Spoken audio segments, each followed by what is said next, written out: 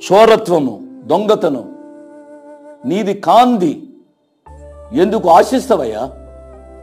దేవుడు చెప్పిన 10 ఆజ్ఞలలో ఉన్న ఆజ్ఞలవండి ఇవి. ఈ సత్యాన్ని అన్నడు మర్చిపోవద్దని ప్రభు పక్షంగా మనవి చేస్తున్నాం.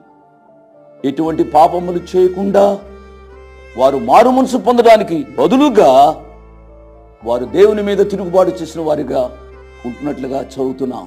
చివరి దినాలు ఆ రీతిగా ఉంటాయి, శ్రమల కాలంలో ఆ రీతిగా ఉంటాయి. ఈ సత్యాన్ని గమనించి దేవుని వాక్యానికి లోబడుమని ప్రభు పక్షంకో దైవదాసునిగా నేను మనవి చేస్తున్నాను.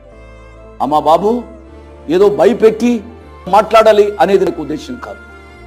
దేవుని యొక్క ఉద్దేశం నేను ఈ భూలోకంలో పుట్టింపజేసింది ఏమిటనగా, నువ్వు ప్రభు కొరకు జీవించాలి, మంచివాడువుగా మంచిదానువుగా ప్రభు కొరకు జీవించాలి అనేది ఆయన యొక్క ఉద్దేశం, దైవ సంకల్పం.